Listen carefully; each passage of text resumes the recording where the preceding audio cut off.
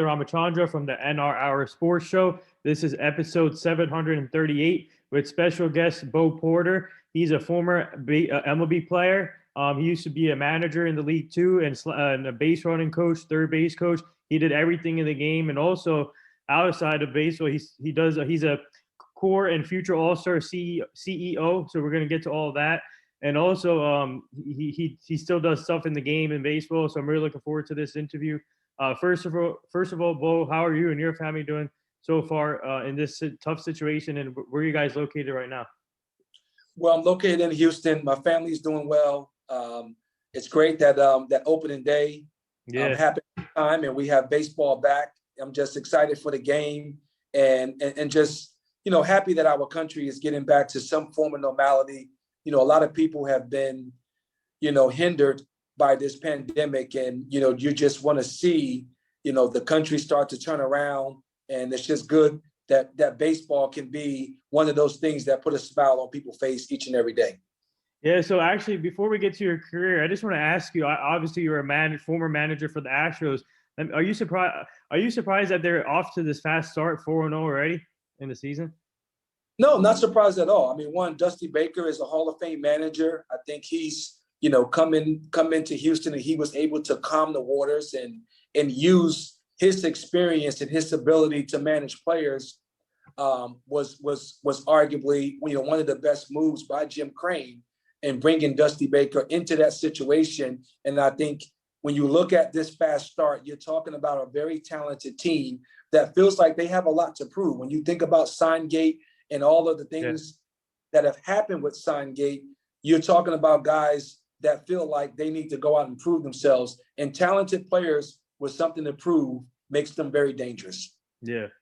So this is a question I always like to ask all the athletes that come on the show. For you, while growing up and in your childhood, and when did you start realizing that you wanted to play sports and be involved in the sports industry? And did you play any other sports before deciding on baseball?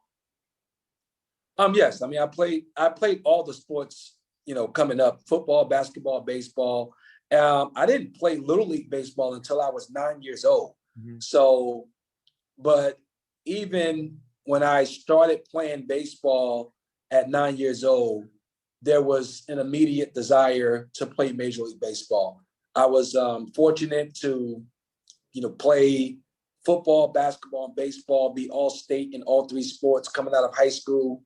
I went to the University of Iowa, where football and baseball split up the best. So I was able to play football and baseball at University of Iowa. And it wasn't until after I was drafted in baseball after my junior year, with the commitment that I was going to come back and play my senior year of football, came back, played my senior year of football, and was voted team MVP by my teammates, which was a great honor in football. But baseball was the one that was always that deep love that I had. So I committed to baseball and went on to play Major League Baseball. But it was something that I thought about as early as 9 years old. So who was that one person that you had in your lifetime, or that you looked up to while growing up in the sports industry? Well, for me, it would have to be Willie Randolph and Dave Winfield. When I was 9 years old, my Little League baseball coach took us to Yankee Stadium to a game, and I had never left my 3-block radius in my community. So it was very eye-opening for me. That's why I'm one that always say the untraveled eye can't see, because it wasn't until I sat in Yankee Stadium that day that it hit me that I wanted to play Major League Baseball. So like whenever you can put children, into an environment that allows them to dream big, it's no telling what can happen internally within them that impacts everything that they're going to do externally. So take me back to your draft experience, and what was it like getting your name called? And obviously you started your career with the Chicago Cubs. You made your debut in 1999, and I had Rafael Palmeiro on my show I think it was 2 weeks ago. And did you get to play with him in Chicago? But just take me back to your draft experience first. Well, my draft experience, back in 1993. They didn't have the whole production like we have now with Major League Baseball. So coming out of Iowa my junior year, there was a lot of speculation that I wasn't going to sign because, I was a two-sport guy. Many of the baseball scouts felt like I was going to go the football route. I was projected to be drafted in football. So there was a lot of, negotiating, going back and forth pre-draft. And, my side was, for me to leave school, it's going to have to be something significant. So the Cubs ended up drafting me, and the negotiation pretty much took the entire summer. Right. So I got drafted in June. I did not play that summer because I didn't sign, I don't think, until about August 5th. It was right before I got ready to go back to Iowa for football practice.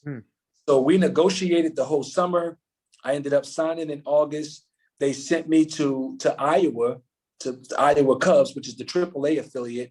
I went there to work out with that team after I signed for 4 or 5 days before reporting to the University of Iowa for my senior year of football. So that was my experience. As far as Rafi Palmeiro, I didn't play with him in Chicago. I actually played with Rafi Palmeiro in Texas in 2001. He was the first baseman, and I was the opening day starting center fielder for the Texas Rangers. Wow, interesting. So going back, actually, let me ask you this. Obviously, you switched team. You went to 3 teams throughout your career. So what was it like for you, just adjustment going from team to team? And was it tough on your family when you had to move?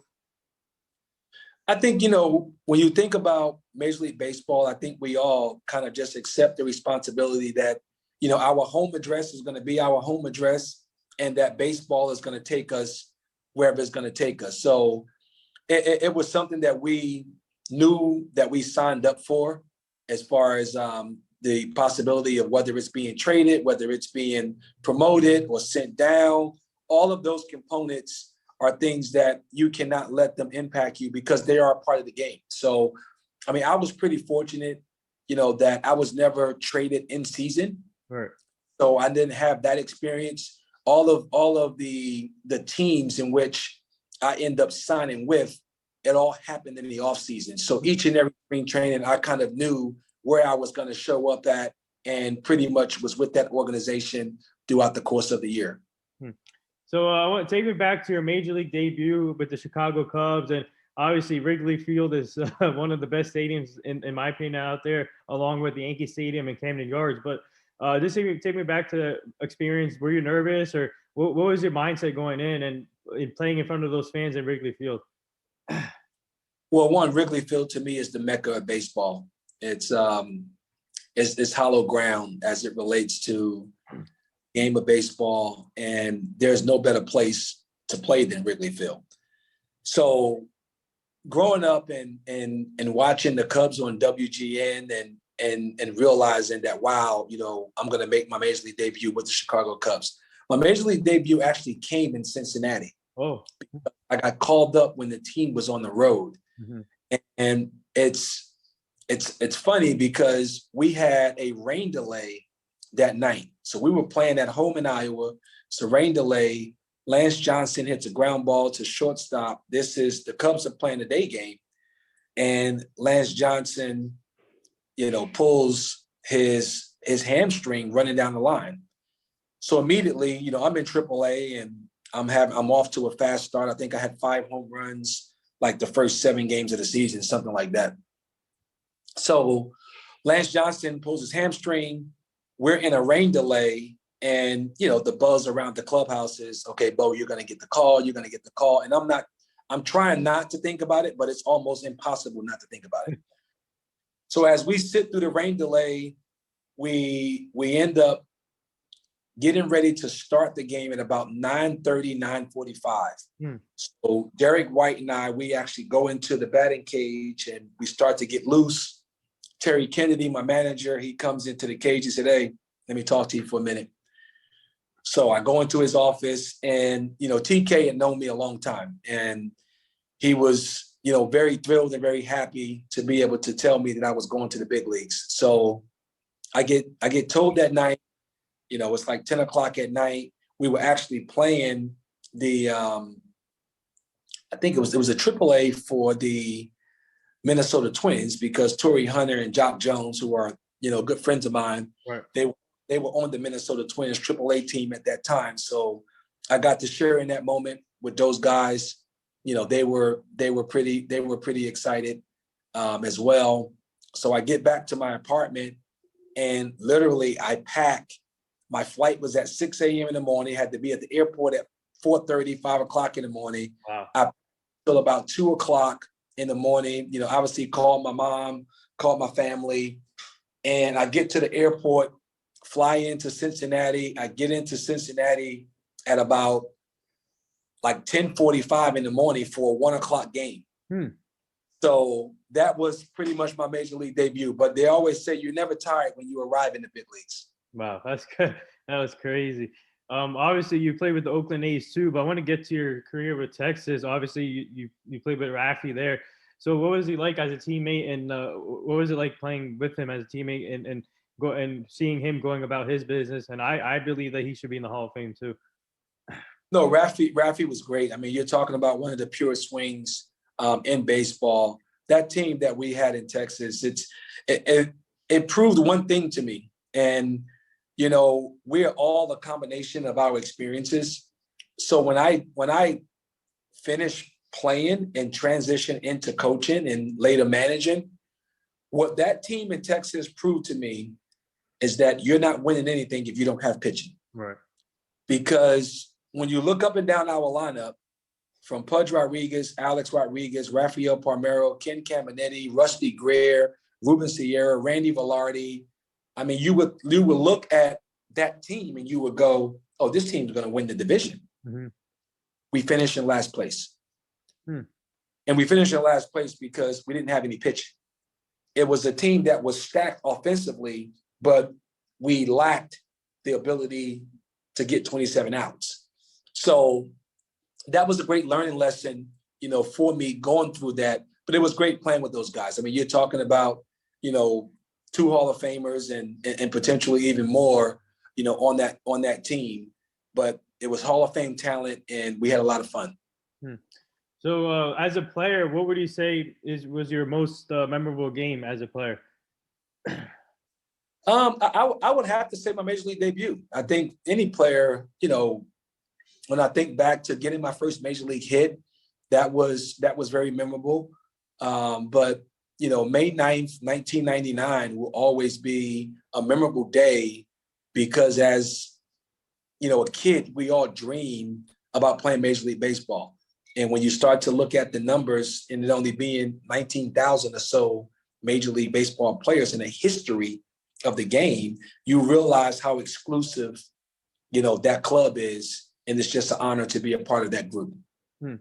So obviously after your playing career, now you transitioned to coaching, and you coached with the Marlins, Diamondbacks, Nationals, and Braves, and 3 of them were in the NL East. So what was it like coaching with 3 different teams in the same division, and what advantages? Obviously, all the scouting reports from each team. So what was it like just coaching 3 out of the 4 teams in NL East? What was that like?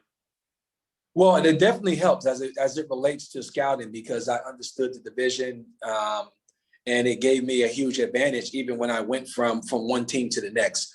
Early on, I was coaching with the Marlins, but the Marlins had so much roster turnover that the scouting reports that you would have from the time that I was there in 07, 08, 09, the team was not the same team by the time, I was coaching the Atlanta Braves or the Washington Nationals because of the turnover within the division. And not only the turnover player-wise, but also the turnover as it relates to managers and coaches as well.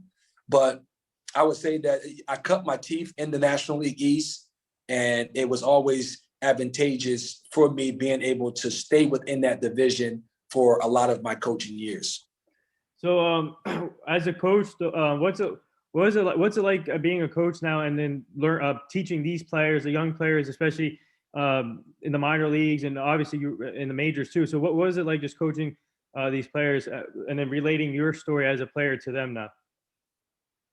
Well, it's always great when you love the game and that the game has been so good to you and it's an opportunity to give back to the game. I look at myself as a coach and I never lose sight of my number one job, which is to help each and every person in which I'm blessed to share space with to help them reach their full potential. And I think as coaches, if we're able to put that into the forefront, we will always do what's best for the players. So let me ask you this. Obviously, being a third base coach is a tough job sometimes. So were you put into situations where, for example, did you make a mistake where you had to kept the runner going and then he got called out home? So how tough is it sometimes just to know the timing? It's all about timing when you're third base coach. So how tough is it sometimes when it comes to the base running and all? Well, I always say a third base coach is like a field goal, a place kicker in football. They only know who you are when somebody is out or if you miss the kick. Right. A kicker can make every field goal and then he miss a field goal and then they go, oh, that's the kicker? Yeah. That's like base coach. You can send 100 guys to the plate and all 100 can be safe. And the 101 time you send somebody to the plate, they're out. And then they know who the third base coach is. But third base coaching is fun. It is like for me, it is probably the most exciting position as it relates to the coaching staff, because you are in the heat of the game each and every game. Not only people think it's just the ability to send runners or hold runners up. It's the entire game within the game of going through my signs and sequences, knowing that I need to send a message to our player, but I don't want the other team to be able to detect what our signs are. So that whole dynamic just excites me each and every day, just playing that whole game within the game. But as far as, when to send a guy, when not to send a guy, all of that is based on game data and information that is specific to whether it's that team, that player. I mean, you're looking at speed of the ball, speed of the runner, how far did the defender go to get the ball, what is their arm strength, are they accurate? All of those things go into whether or not you're going to send a guy. Where are you at in your lineup? What's the condition of your bullpen? So who's the pitcher on the mound? If you're facing, Roy Halladay in his heyday and you get a base hit with a man on second base, you better take your shot at sending that guy, because the odds of the next guy getting a hit is very slim. Mm-hmm. Yeah. So I want to ask you, obviously you played with great players throughout your career, but as a coach, you were surrounded with great young players too. In Arizona, you were with Paul Goldschmidt, and then in Washington, you were with Bryce Harper, Ryan Zimmerman, and then in Atlanta, you were with Freddie Freeman and all these young stars. So what's it like just seeing these young talent growing in the game of baseball, and especially seeing Bryce Harper and in a different team, but Ryan Zimmerman's still going at it in his career. So, but what's it like just seeing the young players growing now in the game? Well, one, I believe the game is in a great place when you start to look at the young talent in and around our game. The game couldn't be in a better place. The one thing that I'll say about all the players that I've coached, good players, and this is consistent across the board. Good players want to be coached. Mm-hmm. That's why they're good. Good players also show up each and every day, and they're looking for competitive advantage. And in my coaching experience, those are the guys that I've seen and I've witnessed that have either reached their potential or they've actually overachieved their ability, as one may deem their ability, because they understand that showing up each and every day, best version of yourself, will always get you where you're trying to go. Oh, there you go. Yes. Yeah. So So obviously, would you say that being a coach for 4 different teams? I don't know. I don't know how long we had for this here, but I'm going to have to wrap pretty soon. Oh, okay. All right. Yes. So let me ask you, all right, real quick. So how grateful are you that the Houston Astros gave you the opportunity to be a manager in Houston? And what was that experience like, being a manager, coaching? Obviously, you had great players like Carlos Correa, Jose Altuve, and others. Well, Jose Altuve, I did manage. I was not blessed enough to manage Carlos Correa. He was still in the minor leagues. I wish I could have managed Carlos Correa. But when you look at Major League Baseball, the manager position, there's only 30 of these jobs. And I consider myself completely blessed. I was humbled to be able to be selected as the manager of the Houston Astros. I live in Houston, Texas. So it was kind of a homecoming for me, and it was a great opportunity to learn and grow. I look at all of the experience that I've had since managing the Houston Astros, and I by no means do I ever want to get rid of my experiences, because I think all are a combination of our experiences and they make us who we are. But the experience that I've been able to garnish since managing the Astros, I wish I had some of that experience prior to managing the Houston Astros, because it was a very tough situation for a first-time manager who has a competitive drive like I have. It was difficult dealing with the losses that came with a rebuilding team. Mm-hmm. But now, as I have grown in the game and understand, why teams rebuild and understanding the bigger picture, I would have dealt with that situation a whole lot differently had I had the experience and knowledge that I possess today. But overall, I could not be happier with the opportunity that they gave me, and even the building blocks that we were able to put in place with the staff that was assembled there. We were able to put the building blocks in place that actually helped Houston win the World Series title in 2017. So before we get to the last two things, I just want to talk to you about your being a CEO of Core and Future AllStars. How did that come about, and what does that entail? Well, Core Magazine actually was rebirthed during the pandemic. It's something that I had wanted to do for a long time. Core represents champions of real excellence. It's a quarterly publication that we use to highlight champions. I felt like our country needed hope at that time, and to me, hope is helping other people excel. So when you look at Core Magazine, the entire mission is to help other people be the best version of themselves. We have our apex of business, leadership, and sports. We also have our champions for causes, which is people who have championed their professional career and now they're championed the philanthropic space. We have our ball to business feature story every quarter, and that is players who have championed their balling career and now they're championing the business space.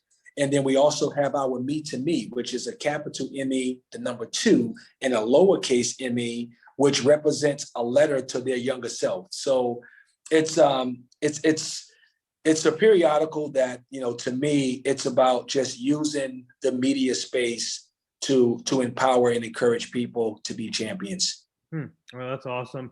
And the last two things here, real quick. My co-host and our team, we're part of the Hugh Jackson Foundation. We're trying to help prevent human trafficking. I do want to comment on Future AllStars Baseball, because youth development to me is how you give back to the game for generations to come. Yeah. And Future AllStars Baseball Development Academy, we feel like we are preparing student athletes for the biggest game they will ever play, which is the game of life. It's a whole person development. It's not just select baseball or travel baseball. We feel like we have a holistic program that allow our kids to develop on and off the field. We also have summer camps that will get started this June. It's June 7th to August the 13th. So we're excited about our launch our grand opening that will happen later this month, and just looking forward to being a pillar for the community and using baseball as a hook to give kids and families so much more. Wow, that's amazing. Yeah, so I'm going to keep an eye on that one. And the last two things here, my co-host and our team is part of the Hugh Jackson Foundation. We're trying to help them prevent human trafficking and making sure these kids and the community stay safe. So I'm going to send you the page of the foundation so you can go check it out. It's really inspiring. Okay. And the last thing here, would you like to say anything to all the nurses, doctors, and essential workers right now? Yes, just thank you guys for your service. When you look at everything that has happened with this pandemic in our country, we need, our first responders and our people on the front line to continue to keep our country safe and continue to go and do the necessary work that can even get us back to some form of normality. So you never want to underestimate or not show great appreciation for those that are going out and putting it on the line each and every day. Yeah, well said. And there it is. That wraps up episode 738 with former MLB player, manager, coach Bill Porter, and now he's the CEO of Core and future All-Stars. I just want to say thank you for coming on, and this has been an honor. I'll be posting this on all social media formats. You and your family stay safe, and we would like to have you back as a returning guest so you can meet the full team. All right. Thank you so much. No problem. All right. All right.